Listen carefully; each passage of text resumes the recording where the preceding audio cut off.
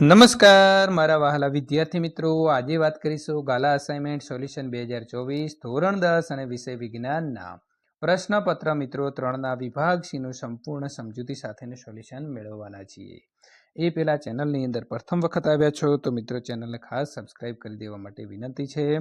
મિત્રો કોઈ પણ 6 પ્રશ્ન તમારે લખવાના છે અને 60 થી 80 શબ્દોની અંદર લખવાના રહેશે. પ્રત્યેકના તમને 3 ગુણ મળવાપાત્ર રહેશે. નીચેના સમીકરણના રાસાયણિક પ્રક્રિયાના પ્રકારો કારણ સહિત આપો. H2 + Cl2 it's give 2HCl. HCl છે તો મિત્રો અહીં આપેલી પ્રક્રિયા એ સંયોગીકરણની પ્રક્રિયા છે, કારણ કે અહીં હાઇડ્રોજન અને ક્લોરીન બંને પ્રક્રિયકોનું સંયોજન થાય છે અને હાઇડ્રોક્લોરિક એસિડનું નિપજ રૂપે બને છે. બીજું છે મિત્રો Pb + Cu Cl2 it's give PbCl2 + Cu. અહીં આપેલી પ્રક્રિયા એ વિસ્થાપન પ્રક્રિયા છે, કારણ કે લેડ ધાતુ કોપર કરતાં વધુ સક્રિય ધાતુ હોવાથી તે કોપરને તેના દ્રાવણમાંથી મુક્ત કરે છે અને લેડ ક્લોરાઇડ બને છે. નંબર 3 મિત્રો CH4 + O2 it's give CO2 + H2O. તો અહીં આપેલી પ્રક્રિયા એ ઓક્સિડેશન પ્રક્રિયા છે, કારણ કે અહીં મિથુનના અણુઓમાંથી હાઇડ્રોજન દૂર થાય છે. પ્રશ્ન નંબર મિત્રો 39 નીચે અને મધ્યમ સક્રિયતા ધરાવતી ધાતુઓ અને તેમની સલ્ફાઇડ કાચી ધાતુમાંથી નિષ્કરણ કરવાના સોપાનો સમીકરણ સહિત આપો. તો મિત્રો નીચી સક્રિયતા ધરાવતી ધાતુઓને નિષ્કર્ષણ સક્રિયતા શ્રેણીમાં નીચે રહેલી ધાતુઓ ખૂબ જ નિષ્ક્રિય હોય છે. આ ધાતુઓના ઓક્સાઇડને માત્ર ગરમ કરી તેનું રિડક્શન થઈ ધાતુ છૂટી પડે છે. દાખલા તરીકે સિનાબાર એટલે કે HCS એ મર્ક્યુરીની કાચી ધાતુ છે. જ્યારે તેને મિત્રો હવામાં ગરમ કરવામાં આવે છે ત્યારે તે પ્રથમ તે ગોપા મર્ક્યુરિક ઓક્સાઇડ એટલે કે HgOમાં ફેરવાય છે. ત્યારબાદ મર્ક્યુરિક ઓક્સાઇડને વધુ ગરમ કરતાં તે મર્ક્યુરી એટલે કે Hgમાં રિડક્શન પામે છે. અહીં મિત્રો તમે તેનું સમીકરણ જોઈ શકો છો. 2HCS મિત્રો કૌંસમાં S + 30 2G + ઉષ્મા it's give 2HgO S + 2SO4G 2. ત્યાર પછી મિત્રો અહીંથી તમારું સમીકરણ જે છે તે આગળ લખવાનું રહેશે. બીજું છે 2HgOS, તો મિત્રો ઇટ્સ ગીવ 2Hg1 + O2G. આ જ પ્રકારે મિત્રો કોપર કે જે કુદરતમાં Cu ઝુંડ સ્વરૂપે તેના આયસ્ક તરીકે મળે તેને ગરમ કરવાથી નીચે મુજબનું કોપર એટલે કે Cu ધાતુ મળે છે. તો મિત્રો અહીં આપણે લખીશું 2 સૂત્રો આપેલા છે. આ 2 સૂત્રો તમારે જે છે તે લખવાના રહેશે. તો વિદ્યાર્થી મિત્રો અહીં જોઈ અને તમે લખી શકશો. મધ્યમ સક્રિયતા ધરાવતી ધાતુનું નિષ્કર્ષણ. તો સક્રિયતા શ્રેણીના મધ્યમાં રહેલી ધાતુઓ જેવી કે લોખંડ, ઝીંક, સીસુ, કોપર વગેરે મધ્યમ પ્રતિક્રિયાત્મક સક્રિય ધાતુ હોય છે. આ ધાતુઓ સામાન્ય રીતે કુદરતમાં સલ્ફાઇડ અને કાર્બોનેટ સ્વરૂપે જોવા મળે છે.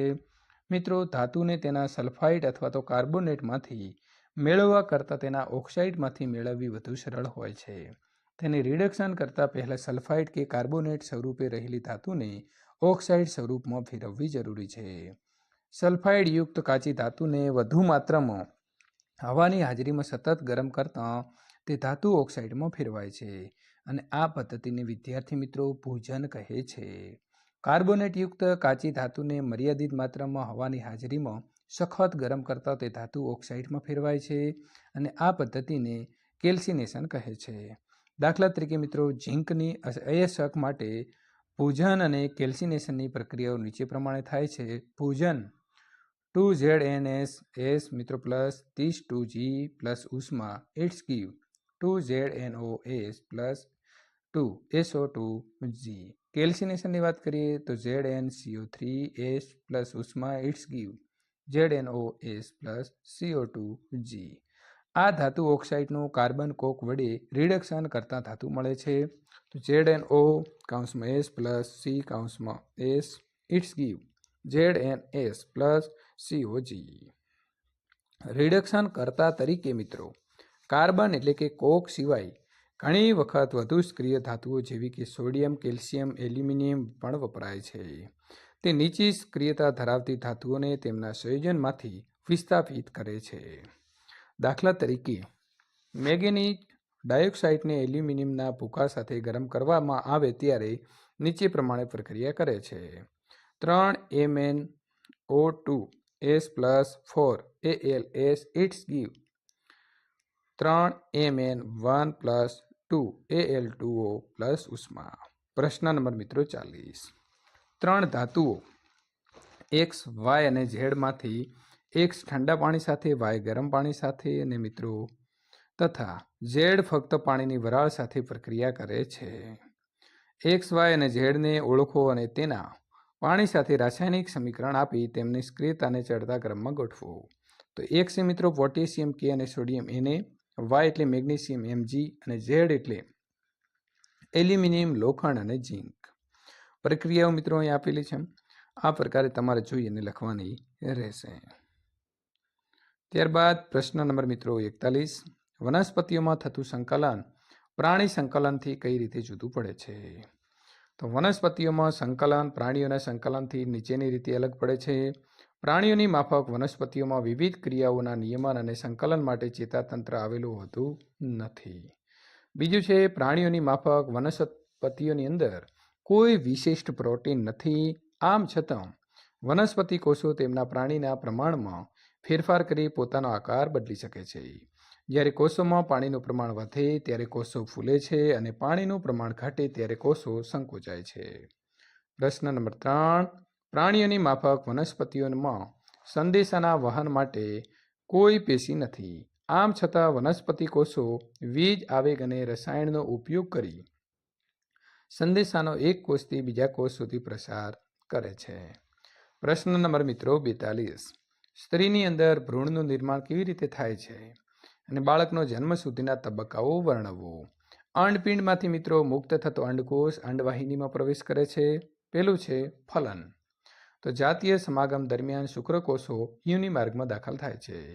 શુક્રકોષો યોનિમાર્ગમાં ઉપરની તરફ વહન પામી અંડવાહિનીમાં પહોંચે છે. અહીં અંડકોષનું શુક્રકોષ વડે ફલન થાય છે. ગર્ભસ્થાપન અને મિત્રો વિકાસ. તો ફલિત અંડકોષ યુગ્મનજનું વિભાજન શરૂ થાય છે અને કોષોના જથ્થા જેવી રચના ગર્ભનું નિર્માણ થાય છે. ગર્ભાશય ગર્ભધારણ કરવા અને ગર્ભનું પોષણ આપવા પ્રત્યેક મહિને ચોક્કસ તૈયારી કરે છે.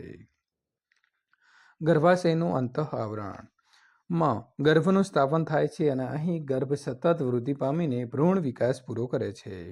ગર્ભાશયનું અંતઃ આવરણ જાડું બને છે અને તે ગર્ભધારણ દરમિયાન ભ્રૂણના પોષણ માટે રુધિર પુરવઠા સફર બને છે. જરાયુ. તો માતાના રુધિરમાંથી ગર્ભને પોષણ એક રકાબી જેવી વિશિષ્ટ પેશીની રચના દ્વારા મળે છે. તેને જરાયુ કહે છે. આ રચના ગર્ભાશયના દિવાલમાં સમાયેલી રહે છે અને તે ભ્રૂણ તરફની પેશીમાં પ્રવર્ધા ધરાવે છે. માતા તરફની પેશીઓમાં પ્રવર્ધનને આચ્છાદિત કરતા રુધિર કોટરો હોય છે અને જરાયુ માતાના શરીરમાંથી ગ્લુકોઝ, ઓક્સિજન તેમજ અન્ય પદાર્થો વિકસતા ભ્રૂણમાં સ્થળાંતર કરવા માટે વિશાળ સપાટી આપે છે. વિકસતા ભ્રૂણ દ્વારા ઉત્પન્ન થતો ઉત્સર્ગ દ્રવ્યો જરાયુના માધ્યમ દ્વારા માતાના રુધિરમાં સ્થળાંતર પામે છે. બાળ જન્મ. માતાના શરીરમાં ભ્રૂણને વિકસિત થવા માટે લગભગ 9 મહિના થાય છે અને ગર્ભાશયની પેશીઓના લયબંધ સંકોચનથી નવજાત શિશુ મિત્રો બાળ જન્મ થાય છે. પ્રશ્ન નંબર 43. સ્ત્રીમાં અંડકોષ ફલિત ન થાય તો શું થાય છે? સમજાવો. સ્ત્રીની અંદર જો અંડકોષનું ફલન ન થાય તો લગભગ 1 દિવસ સુધી જીવિત રહે છે. અંડપિંડ પ્રત્યેક મહિને એક અંડકોષ મુક્ત કરે છે અને ગર્ભાશય પ્રત્યેક મહિને ગર્ભના સ્થાપન માટેની તૈયારી કરે છે. આ માટે ગર્ભાશયની અંતઃ દિવાલ જાડી, સ્થિતિસ્થાપક અને પુષ્કળ રુધિર પુરવઠા સફર બને છે. પરંતુ જો ફલન ન થાય તો ગર્ભાશયના અંતઃ આવરણની જરૂર રહેતી નથી. તેથી આ આવરણ ધીરે ધીરે તૂટી રુધિર અને શ્લેષ્મના રૂપે યોનિમાર્ગમાંથી બહાર નીકળે છે. આ સ્ત્રાવ લગભગ 1 મહિનાના સમયગાળે થાય છે અને તેને મિત્રો માસિક સ્ત્રાવ અથવા તો ઋતુસ્ત્રાવ કે રજોધર્મ કહે છે. તેની અવધિ 2 થી 8 દિવસની હોય છે. વિદ્યાર્થી મિત્રો પ્રશ્ન નંબર 44. 4 સેન્ટીમીટર ઊંચાઈની વસ્તુ 15 સેન્ટીમીટર કેન્દ્ર લંબાઈ ધરાવતા અંતર્ગોળ અરીસાથી 15 સેન્ટીમીટર અંતરે રાખેલી છે. અરીસાથી કેટલા અંતરે પડદાને રાખવો પડશે જેથી સ્પષ્ટ પ્રતિબિંબ મળે? પ્રતિબિંબનો પ્રકાર તથા તેની ઊંચાઈ શોધો. તો વિદ્યાર્થી મિત્રો, આ પ્રકારે અહીં તમને ડિસ્પ્લે પર જવાબ આપેલો છે. અરીસાનો સૂત્રનો ઉપયોગ કરી અને તમારે જવાબ જે છે તે વિદ્યાર્થી મિત્રો લખવાનો રહેશે. તો સંપૂર્ણ તમે જવાબ લખવા માટે વિડીયોને અહીં સ્ટોપ કરી અને વિદ્યાર્થી મિત્રો આનો જવાબ જે છે તે લખી શકો છો. આમ આપણને પ્રતિબિંબની ઊંચાઈ જે છે તે 6 સેન્ટીમીટર મળે છે અને પ્રતિબિંબ જે છે એ વિવર્તિત રહેશે. હવે વાત કરીશું પ્રશ્ન નંબર મિત્રો 45. ગોલીય અરીસા વડે થતા પરાવર્તન માટેની નવી કાર્જીયન સંજ્ઞા પ્રણાલી સમજાવો. તો મિત્રો, ગોલીય અરીસા વડે થતા પરાવર્તન માટેની નવી કાર તે જ જીવન સંજ્ઞા પ્રણાલી નીચે મુજબ છે. તો આ પ્રકારની તમારે મિત્રો આકૃતિ જે છે તે દોરવાની રહેશે. આકૃતિમાં દર્શાવ્યા પ્રમાણે નવા કાર્તેશિયન યામ પદ્ધતિમાં અરીસાના ધ્રુવ પીને ઉગમ બિંદુ તરીકે લેવામાં આવે છે. અરીસાના મુખ્ય અક્ષને યામ પદ્ધતિના એક્સ અક્ષ એટલે કે એક્સ એક્સ તરીકે લેવામાં આવે છે અને અરીસાના ધ્રુવ પી આગળ મુખ્ય અક્ષને દોરેલા લંબને વાય અક્ષ તરીકે લેવામાં આવે છે. વસ્તુ હંમેશા અરીસાની ડાબી બાજુ રાખવામાં આવે છે, એટલે કે તે વસ્તુ પરથી આવતો પ્રકાશ અરીસા પર ડાબી બાજુથી આપાત થાય છે. નંબર 2, બધા જ અંતરો અરીસાની ધ્રુવ એટલે કે પી થી મુખ્ય અક્ષને સમાંતર માપવામાં આવે છે. પ્રશ્ન નંબર 3, ઉગમ બિંદુ ધ્રુવથી જમણી બાજુ એટલે કે +x અક્ષની દિશામાં માપેલા બધા જ અંતરો ધન અને ઉગમ બિંદુથી ડાબી બાજુ એટલે કે -x અક્ષની દિશામાં માપેલ બધા જ અંતરો ઋણ લેવામાં આવે છે. નંબર 4, મુખ્ય અક્ષને લંબરૂપે ઉપરની તરફ y અક્ષની દિશામાં આપેલ મિત્રો ઊંચાઈ ધન લેવામાં આવે છે. મુખ્ય અક્ષને લંબરૂપે નીચેની તરફ માપેલ ઊંચાઈ ઋણ લેવામાં આવે છે. પ્રશ્ન નંબર 46, વિદ્યુત બલ્બના ફિલામેન્ટ બનાવવા માટે લગભગ એકમાત્ર ટંગસ્ટન વપરાય છે. શા માટે?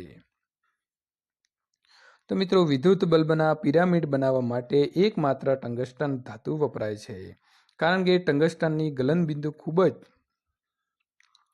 ઊંચું હોવાથી તે મિત્રો ખૂબ ઊંચા તાપમાને પણ પીગળ્યા સિવાય ઉદ્ભવતી ઉષ્મા જાળવી શકે છે. તેથી તે ખૂબ ગરમ થઈ પીગળ્યા સિવાય પ્રકાશનો ઉત્સર્જન કરે છે.